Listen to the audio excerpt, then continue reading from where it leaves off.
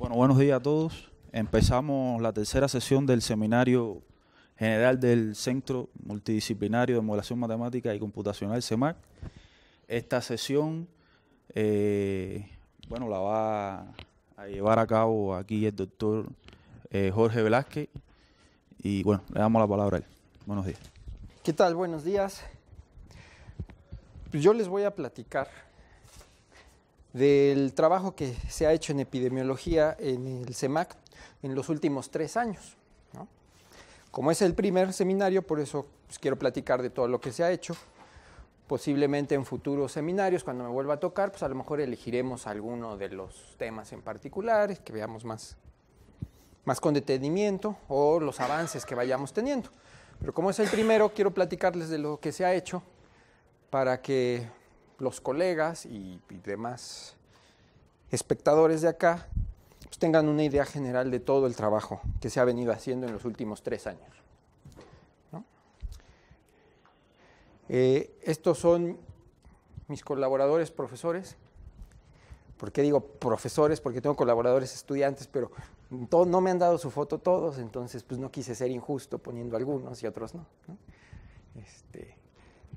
Colaboradores en el sentido de que son con los que he colaborado en epidemiología, ¿no? Tenemos otros colaboradores en otras áreas, porque el CEMAC no solo se dedica a epidemiología, sino a otras áreas más amplias, pero estos investigadores son los que han trabajado en epidemiología colaborando conmigo, ¿no? Más los estudiantes de los que les voy a platicar, pero no puse la foto. Okay, primero les voy a dar una pequeña introducción. Los que ya me han oído hablar otras pláticas, varias partes van a ser repetidas, entonces espero que no se me aburran ahí. Pero pues para los que no, siempre hay que poner una pequeña introducción. Hay una persona que se va a aburrir. ¿Que me ha oído muchas veces? No, porque mira, vamos a hablar del mosquito. Un mosquito. Mira. ¿Por qué voy a hablar del mosquito? Porque principalmente hemos estudiado la transmisión del dengue, ¿no? Y el dengue se transmite por culpa de este mosquito. Es decir, uno no puede contagiar dengue a otra persona de contacto directo. Tiene que haber este mosquito, y no cualquier mosquito, el mosquito Aedes aegypti, este de aquí, o este Aedes albopictus. Pero generalmente cuando me oigan platicar me van a oír mencionar a Aedes aegypti porque es el que vive en las ciudades, junto a las casas.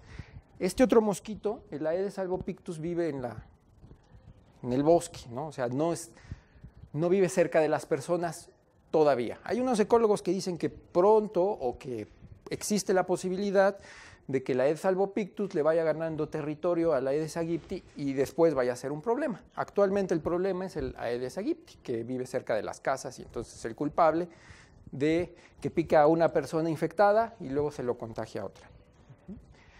El dengue tiene 4 serotipos, creo que la última vez ya había un quinto, la última vez que revisé. ¿Qué son los serotipos? Son como mutaciones del virus, ¿no? El dengue es un virus y hay 4 mutaciones. ¿Por qué esto importa? Porque te puedes enfermar de un tipo de dengue y te curas, ¿no? Entonces te haces inmune a ese serotipo. Pero si te da otro serotipo, te vuelves a enfermar de dengue, porque es una mutación, y te da más fuerte todavía, porque hay reacción autoinmune. Entonces, este es un esquema de cómo se transmite. Está un humano enfermo, este mosquito lo pica, se va volando a otro lado y pica a otro humano infectado, y entonces luego este humano infectado, este humano sano, se enferma, ¿no? Y así.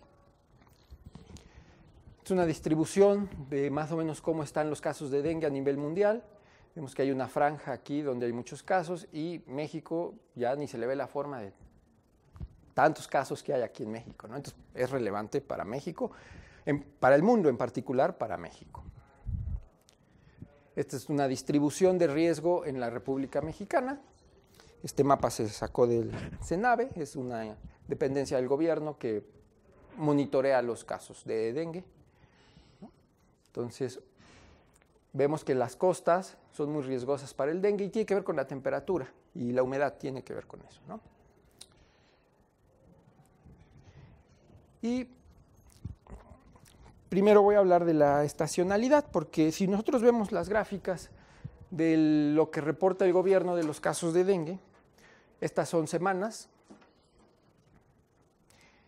y pues vemos que hay unas semanas en donde hay más y otras menos. Y si nosotros vemos de otro año, por ejemplo, las verdes son del 2014, los rojitos son del 2015, ¿no? Entonces no se repite exactamente igual, pero es muy parecido cada año, siempre hay como un pico, ¿no? Cada año en los mismos meses, en las mismas semanas. Entonces, pues quiere decir que hay como estacionalidad, ¿no? En particular, esa gráfica es para Baja California Sur, pero se repite de forma parecida o similar para varios estados, ¿no? Donde hay dengue. Esta es la distribución de dengue en Baja California Sur. Vemos que aquí es lo peligroso. Y igual aquí esto se repite cada año y pues podemos deducir que hay estacionalidad. Entonces uno empieza a hacer hipótesis, ¿no? Bueno, ¿por qué hay estacionalidad? ¿No? Entonces una de las hipótesis, aumento de la población de mosquitos en esas semanas. Puede ser cambio de comportamiento de los mosquitos o cambio en las rutinas de las personas. ¿A qué se podría deber esto? Bueno, pues nuestra primera hipótesis pues era cuestiones ambientales, ya sea temperatura o humedad, ¿no? ¿Por qué podrían aumentar los mosquitos? Pues por a lo mejor hay más lugares, más criaderos, ¿no? Que son los criaderos para este mosquito, son cubetas, tinajas, cosas que están cerca del ser humano, como artificiales, el ser humano las creó. Y entonces van los mosquitos, ahí ponen sus huevecillos y se reproducen, ¿no? Entonces eso puede también depender de la época del año, por el calor, por los cambios de las rutinas de las personas, o hasta por la lluvia, ¿no? A lo mejor alguien deja una tina ahí en el jardín y en época de lluvia se llena, ¿no? A lo mejor en época de seca se seca. Bueno, entonces, lo primero que se hizo, cómo se empezó a abordar este problema, fue, bueno, vamos a graficar. Aquí tenemos casos de dengue en Baja California Sur. Y esta curva azul es la temperatura promedio en Baja California Sur del mismo año. Entonces, a simple vista uno dice, bueno, pues ha de haber cierta relación. Entonces,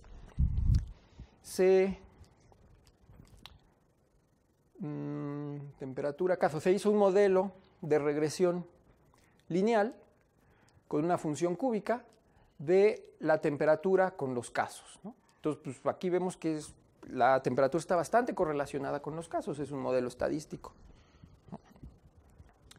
También dijimos, bueno, ¿y qué tanto tendrá que ver la precipitación, ¿no?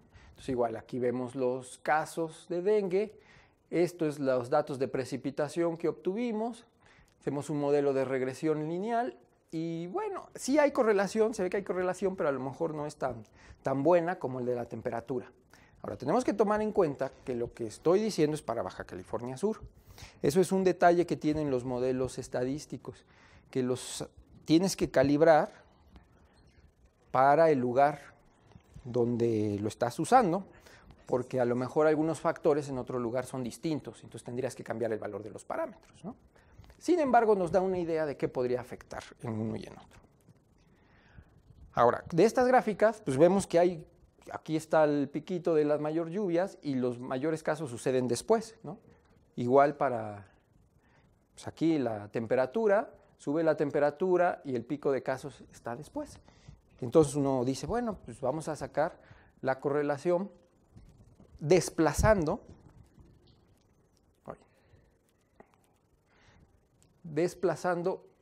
esta grafiquita, ¿no? Ya sea la de precipitación o la de temperaturas, y ver dónde ajustan mejor, dónde se enciman mejor, ¿no? Y entonces esta es la correlación, y vemos que tienen un retardo de... no le puse unidades, acá han de hacer semanas, entonces como de 2 semanas, ¿no? Quiere decir que esto nos da una idea de que los factores ambientales, temperatura y lluvias, nos pueden predecir un brote con una anticipación de alrededor de 2 semanas, ¿no? Porque los casos se están viendo dentro de 2 semanas. Eso tiene que ver por toda la dinámica de la enfermedad, ¿no? Aumenta el número de mosquitos debido a aumenta la temperatura. Aumenta la temperatura, entonces cambia el comportamiento de los mosquitos, se pueden reproducir más, ¿no? Si están en una temperatura que les gusta más, se reproducen más. Eso lleva un tiempo. Luego ya está la población de mosquitos y tienen que picar, ¿no? Y empezar a contagiar a otros. Eso también es un proceso que lleva cierto tiempo, por eso hay ese retardo.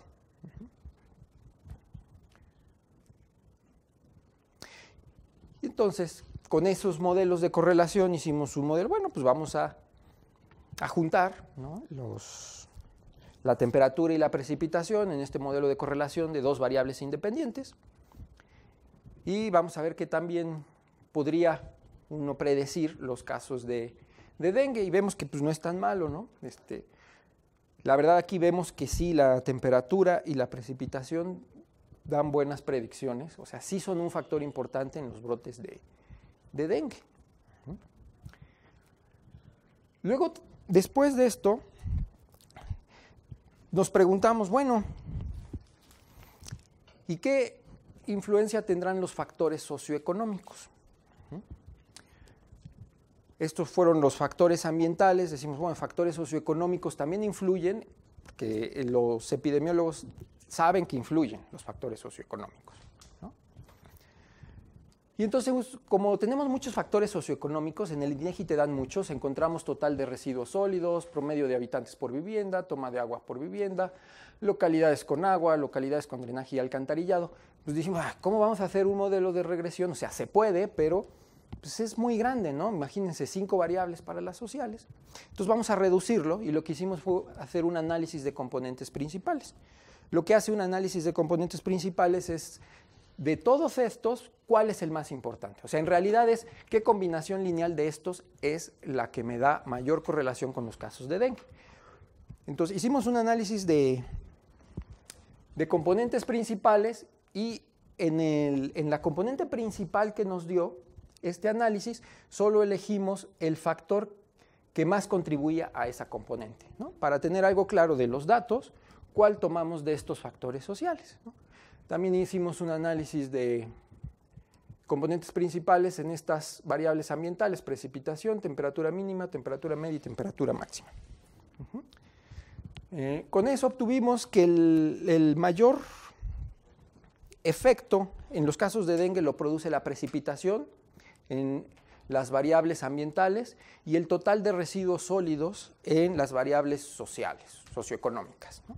Entonces, con eso igual ajustamos un modelo de regresión lineal de segundo orden de 2 variables y pues, obtuvimos este modelo. El modelo es la red y los puntitos son los casos, ¿no? Los casos de dengue. Entonces vemos igual que sí influyen el total factores socioambientales.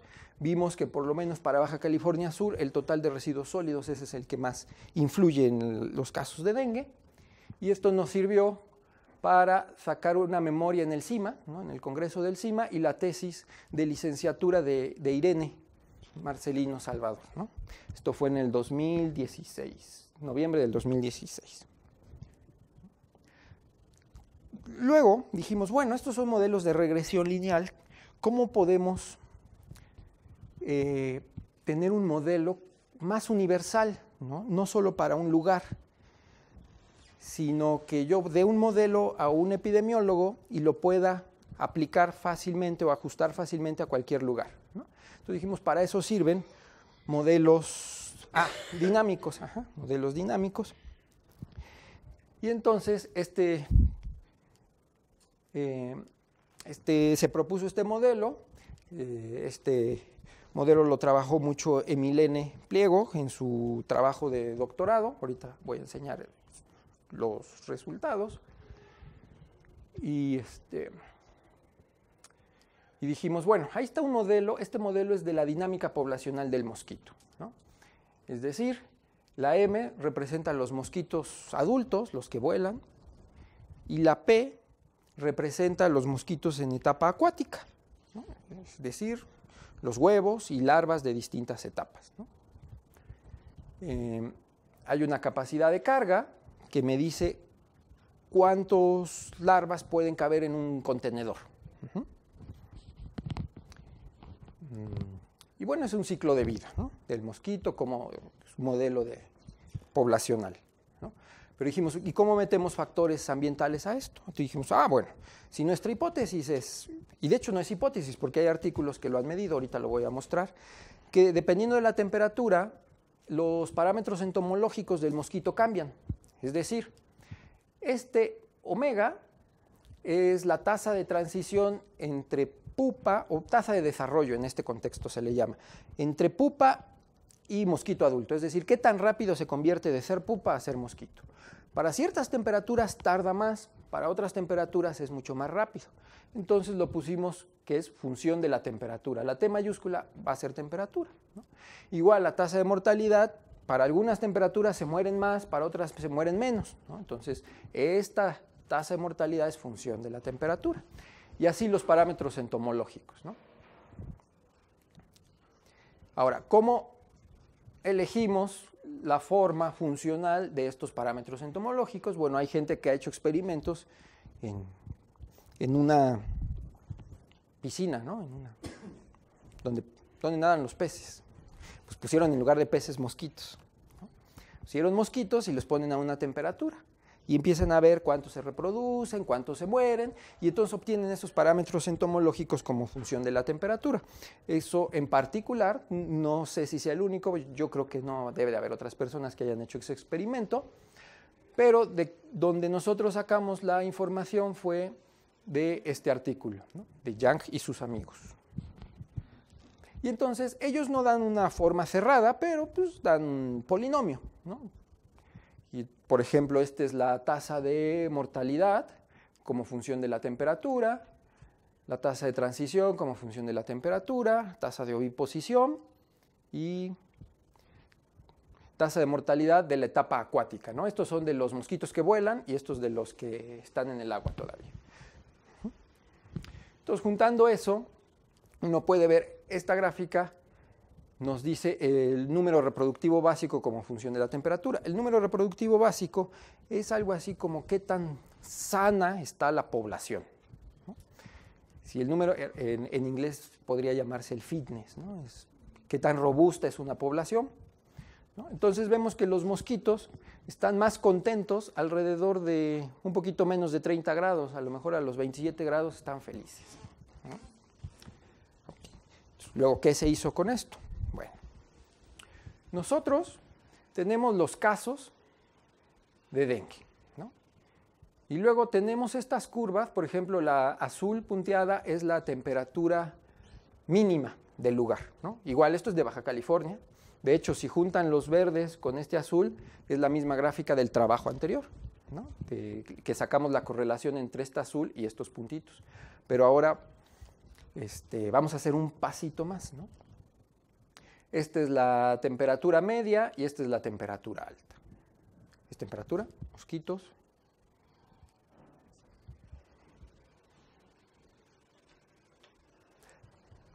Confundí las gráficas. Esta es la temperatura baja, esta es la temperatura media y esta es la temperatura alta, y estos son los casos. Ahora, en lugar de sacar una correlación directa entre esta temperatura media, temperatura baja y los casos, como ya tenemos esta función de temperatura, la podemos meter en el modelo del ciclo de vida del mosquito. Ese modelo del ciclo de vida del mosquito nos daría la población de mosquitos en cierto instante de tiempo, porque conocemos la temperatura, ¿va? Ese resultado nos los da las líneas punteadas de aquí de la izquierda, ¿no? Esta línea punteada azul nos da el número de mosquitos predicho por el modelo dinámico alimentado con la temperatura mínima. La amarilla nos da igual la población que predice el modelo alimentado con la temperatura media y así con la temperatura alta, ¿no? Y ahora, en lugar de sacar la correlación directa entre temperatura y casos de dengue, vamos a sacar la correlación entre mosquitos que nos predice el modelo y casos de dengue. ¿Okay? Y entonces vemos que sí mejora un poco, ¿no? Ese es el chiste de este trabajo. Vemos que aquí la temperatura mínima tiene una correlación con los casos de dengue de 0.8. El modelo, o sea, si yo alimento el modelo con la temperatura mínima, me predice el número de mosquitos y luego a eso saco la correlación con los casos de dengue, tengo una correlación de 0.8 con un retardo de 4 semanas. Si yo saco la correlación directo con la temperatura, tengo una correlación de 0.78, ¿no? De hecho, con un retardo distinto. Es razonable este retardo porque aquí el modelo ya me está diciendo cuántos mosquitos hay en ese instante de tiempo. Aquí todavía tendría que haber el proceso de que aumenta la temperatura y empieza a aumentar la población que no estoy modelando acá, por eso el retardo es mayor, ¿no? Aquí es menor y lo importante es ver que este numerito es más grande que este porque quiere decir que pasar la temperatura por medio de un modelo dinámico sí nos aumenta un poquito la información que tenemos. Lo hicimos para varios estados, este es otro estado, puse uno que no se viera tan bonito como el de Baja California, este es el de Guerrero, ¿no? Y es lo mismo, esto es la temperatura y esto es la predicción del número de mosquitos del modelo, ¿no? Se hizo para varios estados y en general da mejores correlaciones el modelo que la temperatura, ¿no? Y nos da un retardo en general más pequeño, que es razonable. Este es de Guerrero. Se hizo lo mismo, eso fue con la temperatura. Se hizo algo muy similar con la precipitación, pero en la precipitación pues ya no cambias los parámetros entomológicos, tasa de oviposición o tasa de reproducción, sino la capacidad de carga. Fue lo que hicimos. ¿En qué se basa eso? Bueno, es una hipótesis, ¿no? Si yo tengo una tinaja con agua y hay huevecillos, yo no esperaría que su tasa de transferencia, o sea, de qué tiempo tardan en desarrollarse, dependa de qué tan alta esté, ¿no? Si está más alta o menos, digamos, por la lluvia o la humedad. Hay otros factores que se tienen que tomar en cuenta por ejemplo, si está lloviendo, pues a lo mejor el cambio de nivel pues puede afectar, ¿no? Puede afectarle, se ahogan o cosas así, o se salen de la tina, pero yo ahorita nada más pensamos, bueno, pues vamos a simplificar la cosa. A lo mejor lo que la precipitación afecta es que se llenan nuevos recipientes, ¿no? Entonces asumimos eso, lo único que hace la precipitación por ahora es llenar nuevos recipientes y por lo tanto aumentar la capacidad de carga, ¿no? Entonces aquí asociamos la precipitación. Igual teníamos la precipitación como función del tiempo, de las mediciones, y mientras más precipitación se aumentaba la capacidad de carga, ¿no? En el modelo, ya no los otros parámetros. Igual la precipitación son los puntitos azules,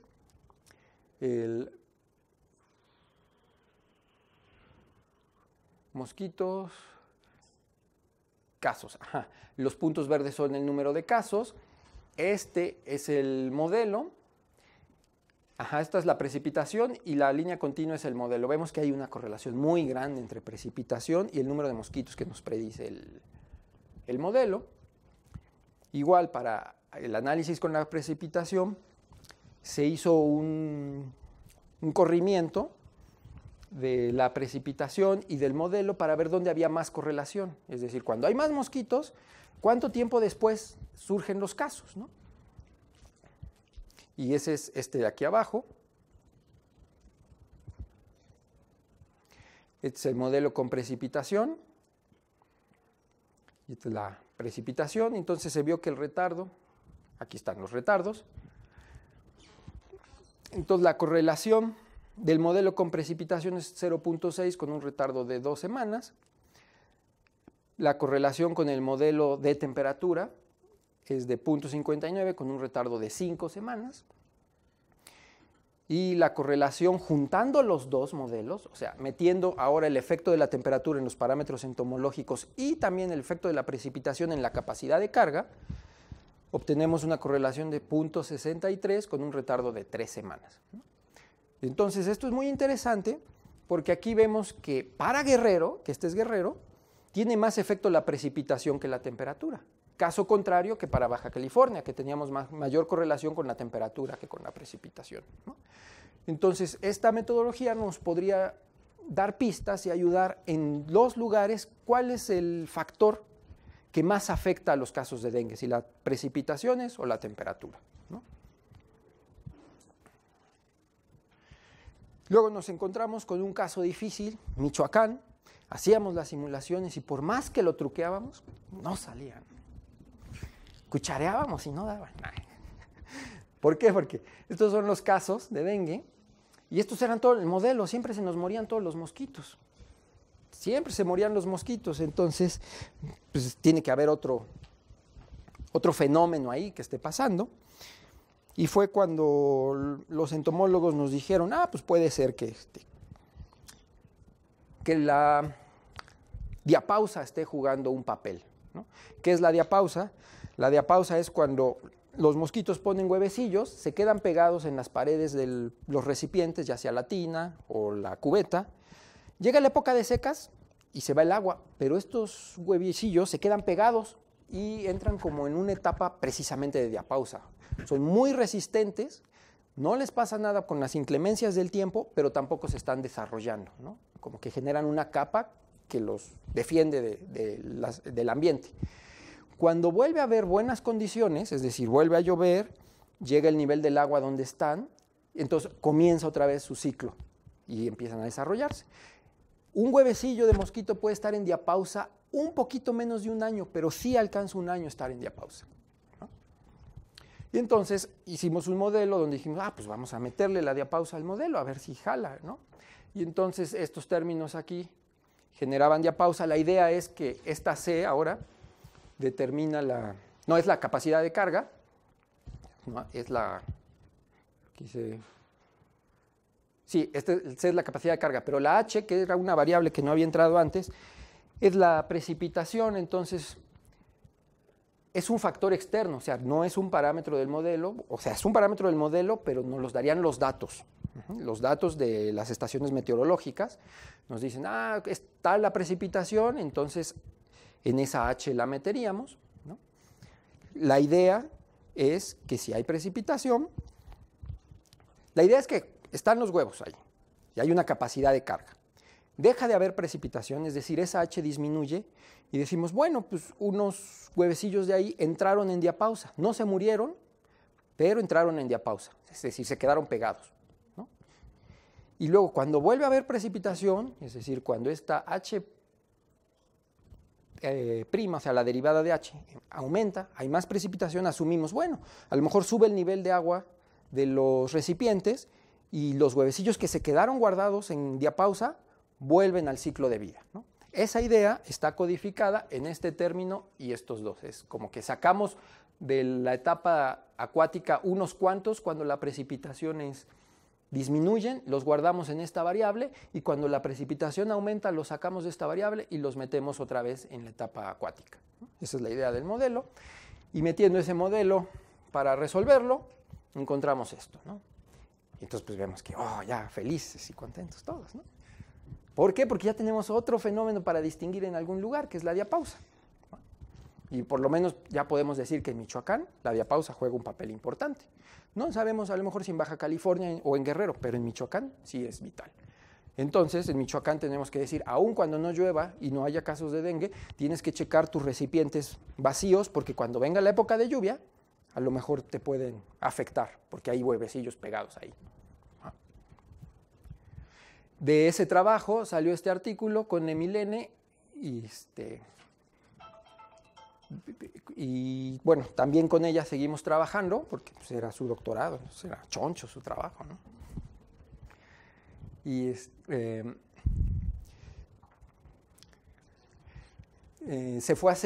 se fue a hacer una estancia en Arizona por 2 meses.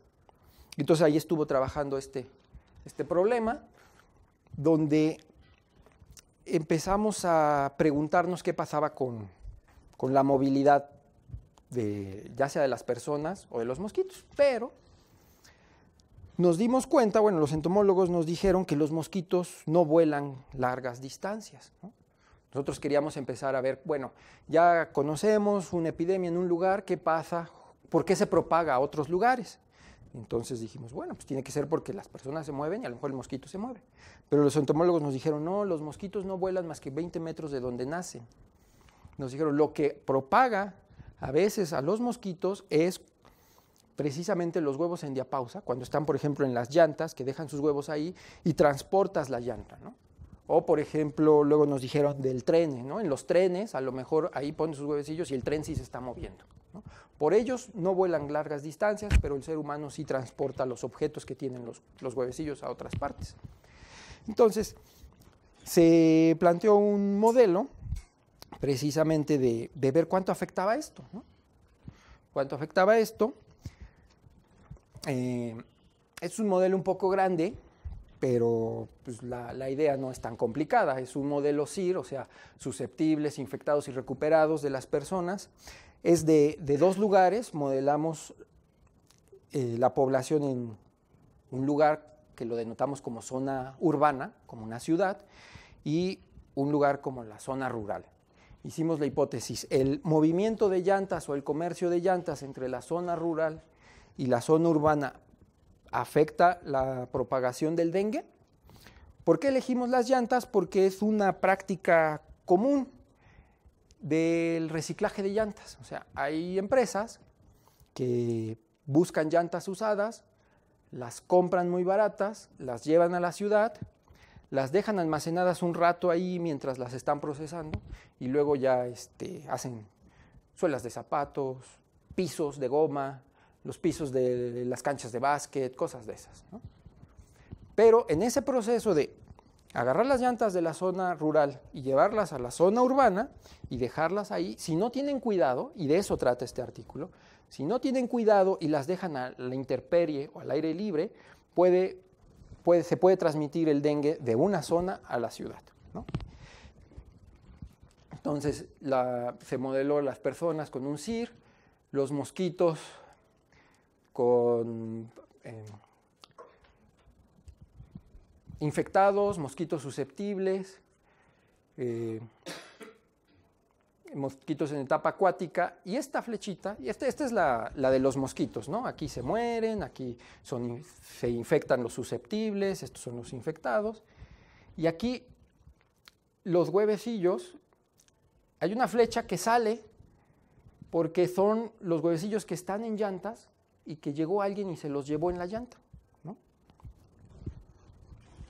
Entonces esto modela el modelo en la zona rural, ¿no? Que se están saliendo mosquitos en huevecillos, ¿no? Ni siquiera es etapa acuática, pero sí huevecillos, ¿no? Y hay otro modelo muy similar, parecido, pero lo que cambia es que ahora están entrando huevecillos a este sistema, ¿no? en la urbana, debido a las llantas que se trajeron, ¿no? Ahora, no es el mismo término los que salen de los que entran por 2 cosas. Uno es porque en el transporte no sobreviven todos los huevecillos. Y otra es precisamente porque aquí pusimos una función phi. Eso modela que también se maneja ese transporte de llantas en el sentido de prevención del dengue. Una empresa puede llevar las llantas de la zona rural a la ciudad, y si cuando llega a la ciudad las procesa así como llegan o las limpia, ¿no? Pues no va a haber brote de dengue, ¿no? O sea, no van a surgir nuevos mosquitos ahí. Y entonces esa función era lo que nos medía que también procesaban las llantas, la empresa que mueve las llantas de la zona rural a la ciudad.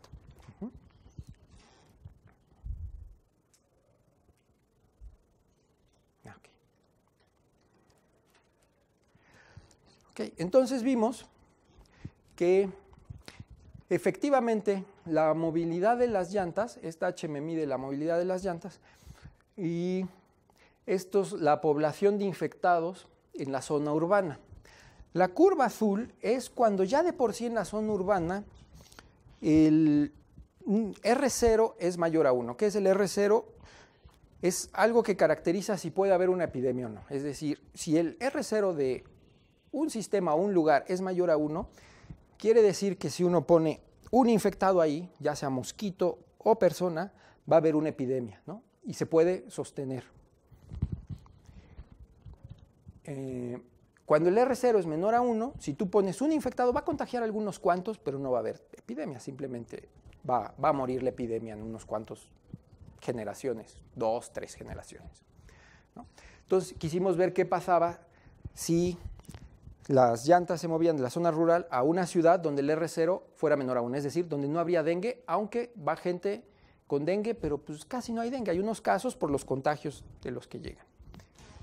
Esa es la línea roja, ¿no? La línea azul es cuando el R0 es mayor a 1, es decir, si hay infección, y vemos que si se mueven llantas hacia la ciudad, el número de infectados aumenta, porque ya no solo es la dinámica interna de la ciudad, sino también los nuevos infectados debido a las llantas que transportaron.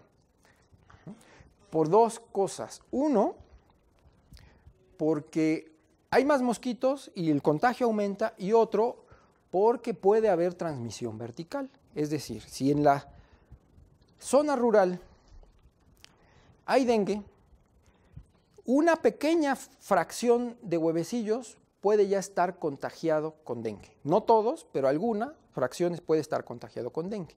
Si coincide que ese huevecillo lo transportamos a la ciudad y eclosiona el mosquito de nacimiento, ya va a tener dengue. A eso se le llama transmisión vertical, ¿no? Y entonces puede introducirlo en la ciudad cuando no había por ese medio. Y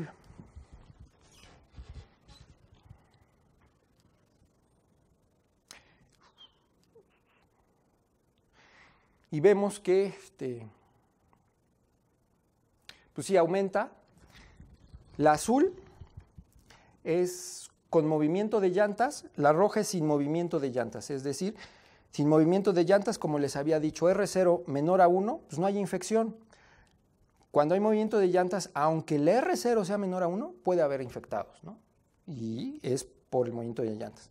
Cuando el R0 es mayor a 1, hay infección de todos modos, pero el movimiento de llantas aumenta el número de casos, ¿no?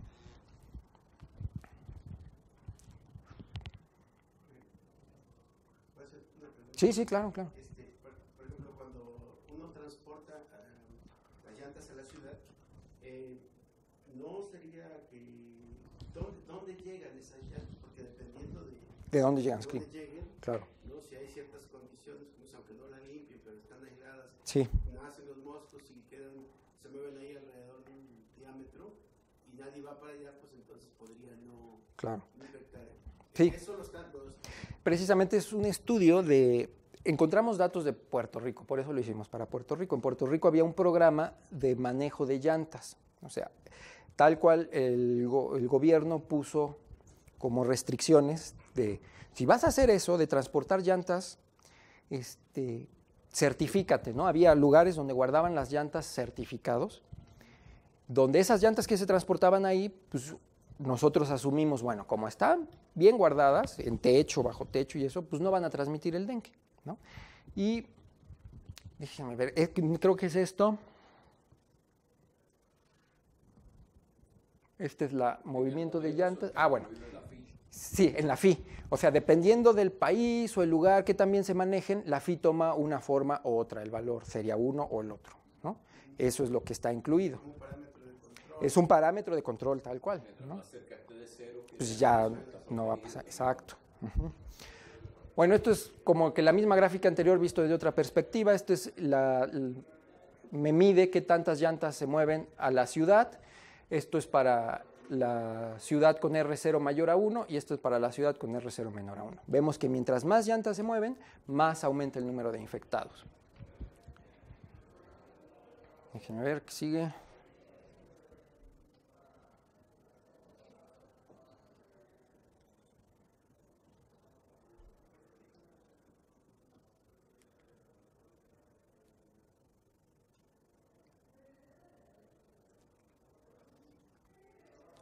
Ah, ok.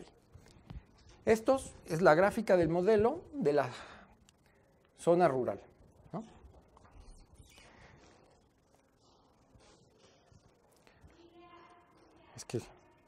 ya no pasa. Para saber qué sigue.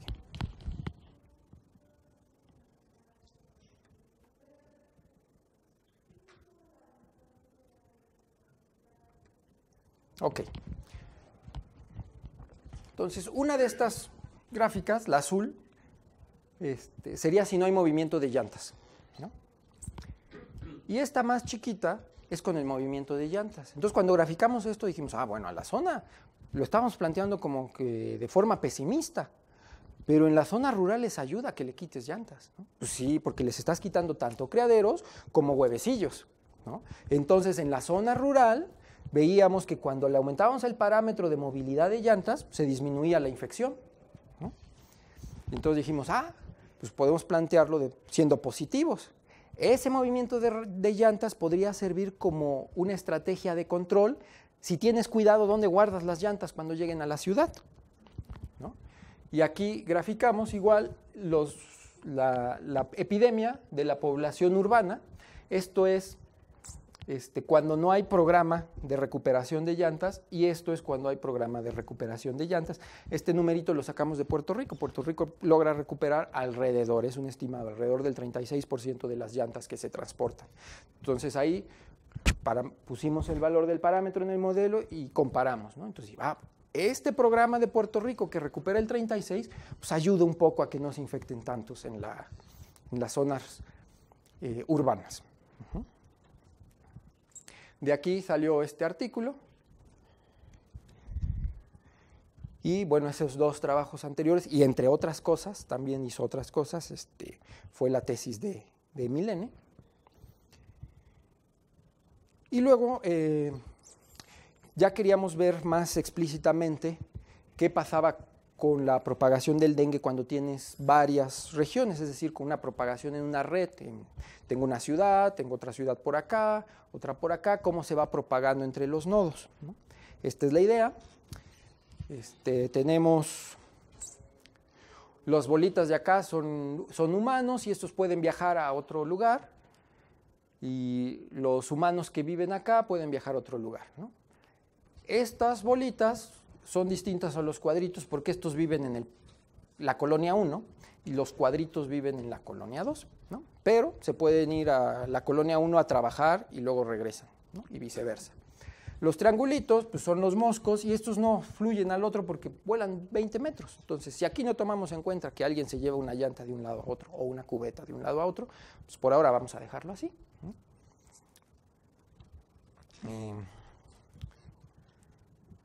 Y entonces se analizó precisamente si el R0 global es 1, pudiera ser mayor a 1, dado que los R0 locales de los parches sean menor a 1, y que lo que haga que aumente el R0 sea la movilidad. Les explico, el R0, como les había dicho, es algo que me dice si va a haber epidemia o no.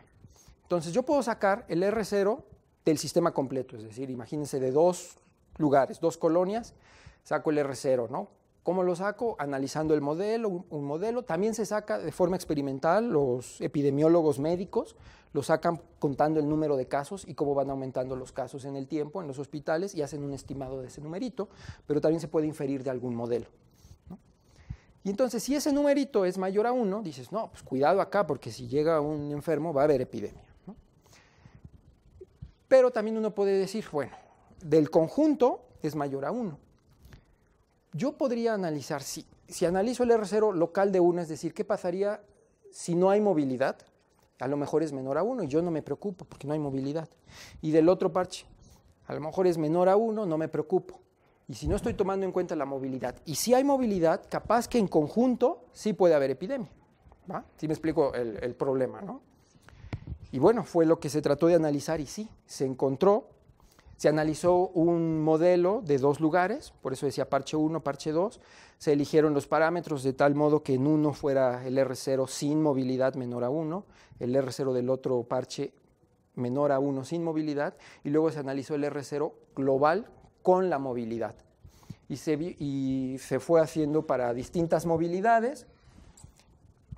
Y sí, se vio que para cuando los R0 locales son menores a 1, la movilidad sí puede generar un R0 global mayor a 1. también se observó, no completamente lo inverso, pero similar. O sea, se observó que no se puede tener que ambos parches tengan un R0 local mayor a 1 y el global sea menor a 1. Eso no se encontró, pero se encontró que un R0 local sea menor a 1, el otro parche R0 sea mayor a 1, y cuando los juntas con la movilidad ya hay epidemia en el R0 local que no había epidemia. Y el R0, y puede no haber epidemia en el parche donde el R0 local era mayor a 1. ¿Va? Es decir, puedes tener mezclados, uno con R0 mayor a 1, uno con menor a 1, y como que la movilidad te los puede cambiar, siempre con un equilibrio. No los puedes bajar los dos, pero sí se puede aumentar en uno y disminuir en el otro. Eso fue por una parte. Por otra parte, también estos R0s locales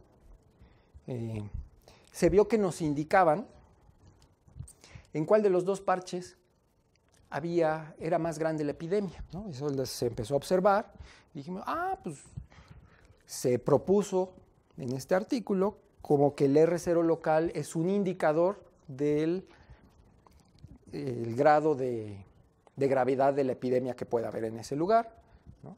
Se hicieron varias simulaciones y se observó eso, ¿no? A ese R0 se obtiene una matriz y se le llamó la matriz de riesgo, ¿no? Con los R0s locales eran las entradas de esa matriz. Y de ese trabajo salió este artículo, ¿no? En paralelo a esto, o muy en conjunto, pues estábamos trabajando en decir, bueno, si estos R0s locales nos ayudan a ver dónde hay más epidemia, pues podemos proponer unos índices de riesgo, ¿no? Para vistos ya hacia una estrategia de control. Entonces se hizo para un caso general, así de una red así grande. Estos numeritos ya no solo son R0s locales, ya tienen dos subíndices porque nos dirían, por ejemplo, las personas de 9, ¿cuántos nuevos casos generan en 8? ¿No? Y por ejemplo, este símbolo nos diría, las personas de 8, ¿cuántos nuevos casos generan en 9? Entonces ya no solo es el R0 local, sino como un R0 que combina, ¿no? Dos parches. Al final, bueno, estos son mosquitos, o sea, representan poblaciones de mosquitos, esto representa poblaciones de personas. Entonces, si yo quiero saber, entonces estas flechas, se los dije mal, estas flechas no representan los de 9 cuántas personas infectan, sino cuántos mosquitos infectan en 8, porque estos son mosquitos. Y aquí es un mosquito, cuántas personas infecta de 9. Ustedes dirán, pero si no se mueve. Bueno, pero la de 9 pudo haber viajado a 8, lo pica y regresa. ¿Okay? Para de veras yo conocer una persona de 9 a cuántos infecta en 8, pues necesito multiplicar los dos. Una de estas infecta tantos. Cada uno de estos infecta tantos de otro, ¿no? Y tengo que sumar sobre todos los posibles caminos, ¿no? Y eso es este numerito. Entonces le llamamos a ese número infecciones secundarias de I en toda la red, ¿no? Es decir, este numerito me dice una persona en I, cuántas infecciones genera en todo el sistema. Y con ese número propusimos índices de riesgo usando la definición estándar de riesgo, que es probabilidad de ocurrencia del evento multiplicado por la consecuencia del evento. Entonces nosotros dijimos, bueno, la consecuencia del evento son casos secundarios. Vamos a multiplicar los casos secundarios por la probabilidad de que el infectado origen se infecte. Y entonces,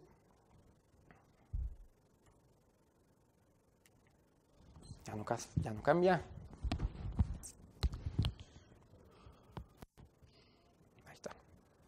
Entonces ya se propusieron estos índices, donde si se fijan están los R's acá, y estos numeritos de enfrente simplemente fue el cálculo de la probabilidad de que se infecte un individuo en el parche I.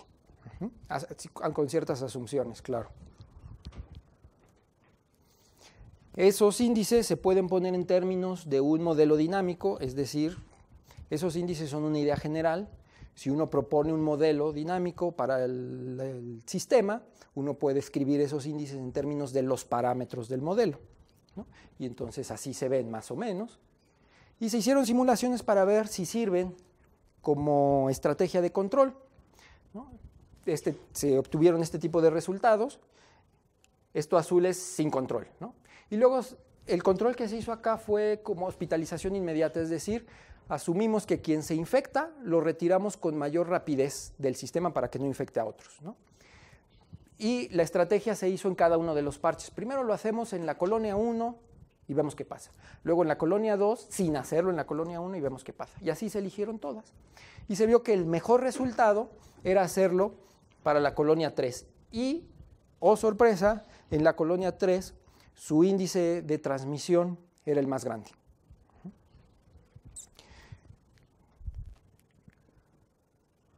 Se hizo para el otro índice, que era el número de casos secundarios generados por un vector. Esa iba enfocado al control de criaderos, ¿no? Porque si dices, este numerito me dice un mosquito a cuántos nuevos infecta, pues dice, si elimino un mosquito en donde ese número es más grande, quiere decir que tengo más impacto, ¿no? Entonces esto no cambia. Y resultó lo mismo. Cuando eliminamos los criaderos en distintos parches, se encontró que para la mejor estrategia es eliminarlo para el parche 2, y el índice de transmisión de vectores coincidía que era el mayor para el parche 2, ¿no? También se hizo algo así para el de riesgo, pero el de riesgo ya me lo salto porque más o menos es parecido a lo del artículo anterior y no quiero aburrirlos, ¿no? De este trabajo salió este artículo, ¿no? En PLOS Neglected Tropical Disease. Y luego, entrados en la movilidad, este trabajo fue hecho con un estudiante de licenciatura, donde se puso a investigar por qué se movían las personas de un lugar a otro, ¿no? Entonces aquí tiene una encuesta de la Ciudad de México, y aquí no se ve, pero aquí dice ir al trabajo. Aquí dice ir a casa, ir al súper, ir a la iglesia, ir a clases, ejercicio, cosas así, y se grafica la importancia de la actividad por la que las personas salen más de su lugar, de su casa, ¿no? Y van a otro lado. Entonces vemos que el más importante es el trabajo, ¿no? Ir a la escuela y regresar al hogar. Entonces se eligieron nada más esas tres, y ahí está estos datos para la Ciudad de México, donde te da la hora y te dice el total de personas que se salieron para ir al trabajo, cuántas para ir a la escuela y cuántas están regresando al hogar, ¿no? Para distintas horas, es de 6 de la mañana a 7, así todo hasta de 9 a 10. Con eso se asumió que todas las ciudades son parecidas, ¿no? Siempre tenemos que hacer asunciones, ¿no? Y entonces se dibujaron estas gráficas donde te dice cuántos salen de casa dependiendo de la hora del día y cuántos están regresando dependiendo de la hora del día. El área de acá es igual al área de acá, porque todas las que salen regresan, ¿va? Entonces, con este modelo de movilidad que se observó de la Ciudad de México, se hicieron simulaciones en un modelo dinámico en enfoque euleriano, ¿no? Bueno, es un modelo, imagínense un modelo SIR, un modelo dinámico, y en los términos y del lado derecho de las ecuaciones diferenciales hay un término de movilidad, ¿no? Que son las personas que entran o salen de ese lugar. Eso es modelo euleriano porque lo que puedes medir es el flujo, ¿no? En los modelos que estábamos tratando antes usábamos un enfoque lagrangiano, donde lo que me medía la movilidad no era tanto el flujo de personas, sino la fracción del tiempo que una persona que vive en un lugar pasa en otro. Por ejemplo, si yo vivo, no sé, en la colonia San Manuel, ¿no? Sería bueno, pero no vivo ahí, ¿no? Y paso el 90% del tiempo en la universidad, ¿no? Porque trabajo mucho, ¿no? Entonces, los parámetros que lo miden sería 0.9, ¿va? Aquí no, aquí tendríamos que medir a una cierta hora del día cuántas personas están fluyendo de San Manuel a la universidad, ¿no? El flujo, tanto en coche, caminando. Entonces mides cuántas personas por unidad de tiempo cruzan de una colonia a la otra, ¿no? Cuando usas ese número para crear un modelo se llama el enfoque euleriano. Entonces, como eso fue lo que él obtuvo, más fácil, hizo el modelo euleriano y luego puso unos nodos en ciertas coordenadas. Esto la sacó de un mapa de información geográfica, vio algunas ciudades y dijo, pues sus coordenadas son tales, ¿no? Entonces hizo una red en tales coordenadas, y dijo, la movilidad de aquí a aquí es menor que la de aquí a aquí, es decir, hizo un modelo como de gravitacional, es decir, inversamente proporcional a la distancia entre los nodos, asumiendo que mientras más lejos se mueven menos hacia el vecino, ¿no? Hacia ese otro nodo. Y también hizo un modelo en donde si es más grande el nodo, tienen menos necesidad de salir a los nodos vecinos. Los nodos chiquitos tienen más necesidad de salir porque tienen menos servicio, a lo mejor van a trabajar a las afueras, a la ciudad grande, o llevar al hijo a la escuela del pueblo de junto. En las ciudades grandes dices, no, pues aquí tengo el súper, aquí tengo mi trabajo, ¿no? Entonces, no es que salgan menos personas de una ciudad pequeña o de un pueblo pequeño, sino la proporción de personas de ese pueblo es mayor la que sale que la de una ciudad grande, ¿no? Al final, a lo mejor de una ciudad grande salen más porque es grandísima la ciudad, ¿no? Y lo que se observó, hizo simulaciones en la computadora, lo que queríamos observar era qué tanto efecto tiene de veras una estructura de la red, ¿no? Y este fue su resultado principal. Si la movilidad es mucha, es decir, todos salen, es sale esta línea azulita y es idéntica a un CIR sin estructura, es decir, sin movilidad.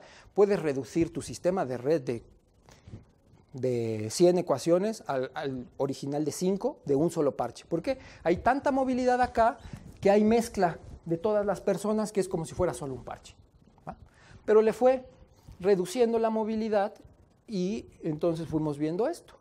Cuando hay poca movilidad, la estructura de la red toma efecto. ¿Por qué? Porque ya no puedes decir que todos se están mezclando, ¿no? Y no solo disminuye la epidemia, sino también la forma de los infectados cambia, ¿no? La típica curvita del modelo CIR ya no se observa y ahí se está observando la estructura de movilidad, ¿no? Eso era lo que queríamos ver. También, bueno, este solo podría servir para hacer simulaciones de estrategias de control, pero bueno, en este momento ahí ya se graduó, ¿no? También una pregunta importante aquí que no hemos resuelto es, esto fue un modelo en el euleriano porque fueron los datos que obtuvimos. A lo mejor convendría traducir esos datos en un enfoque lagrangiano y ver si se obtienen resultados similares para ver si sí son equivalentes el enfoque euleriano y el lagrangiano, ¿no? Bueno, es un poquito más técnico para los que nos dedicamos a esto. Salió su tesis de licenciatura y luego en lo que andamos si las labores administrativas y de clases nos permiten, es estos índices que vimos anteriormente de riesgo para proponer una estrategia de control, solo sirven al inicio de la epidemia, solo están en términos de parámetros del modelo, y a lo mejor lo que sirve al inicio de la epidemia no sirve después que la epidemia va evolucionando, porque toman efecto los términos no lineales, ¿no? Entonces dijimos, bueno, el número de contagios de un humano en el parche 9 a vectores en el parche 8, no los vamos a tomar al inicio de la enfermedad, sino vamos a tomar que el numerito cambia en el tiempo conforme evoluciona la epidemia, ¿no? Y entonces se ven así, por eso ya no les llamamos R's, les podemos llamar con otro nombre, les llamamos F's. Y queremos ver, con estos índices van a ir cambiando en el tiempo, y entonces si yo tengo una red, en algún momento tengo que un nodo es el que tiene el índice de contagio más grande. Entonces aplico la estrategia de control en ese nodo. Como yo estoy aplicando estrategia de control en ese nodo, va a bajar, ¿no? Porque estoy forzando a que baje. Evidentemente en algún momento otro nodo le va a ganar. Y entonces ahí podría decir, ya que llegue a este nivel, el anterior, puedo decir, ahora, ¿cuál es el que tiene índice de transmisión más grande? Y me cambio a este otro nodo, ¿no? Y entonces evidentemente va a bajar y posiblemente otro suba, ¿no? Entonces queremos ver si sirven para una estrategia de control dinámica donde te estén diciendo, ahorita haz la estrategia en este nodo. Pasando un tiempo, ¿conviene seguirla ahí o no, ¿no? Si el índice de riesgo sigue siendo más grande ahí, pues sí. Y si no, te cambias de nodo, ¿no? Y entonces ya sería una estrategia de control dinámica. Y ustedes dirán, bueno, ¿y para qué sirve eso? Pues mejor aplica control a todos los nodos. Bueno, el problema del control es que no tenemos recursos infinitos, ¿no? Tanto de dinero como de personas, ¿no? Tanto de tiempo. Entonces, los encargados de hacer las estrategias de control, la Secretaría de Salud, pues a lo mejor solo tiene a 5 chavos que hacen descacharrización, que es quitar las cubetas, pero pues no lo pueden hacer en toda la ciudad. Pues sería conveniente decirles, ve a esta colonia, ¿no? Y ve a esta otra, en lugar de, pues, aleatoriamente, ¿no?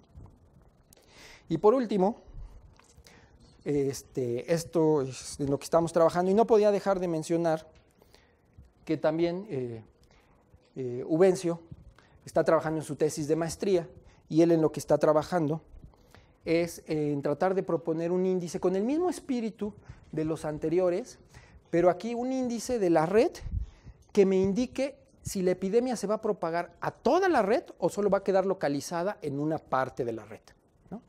En ese, pues no puse nada porque pues todavía no hace grafiquitas. Ya hizo grafiquitas, pero nada así. Entonces, pero ya estamos para que se gradúe en noviembre, ¿va? Entonces ya en diciembre les presentamos, en noviembre que les presente un coloquio, un seminario sobre su tesis, ¿vale? Y pues eso es lo que les quería presentar.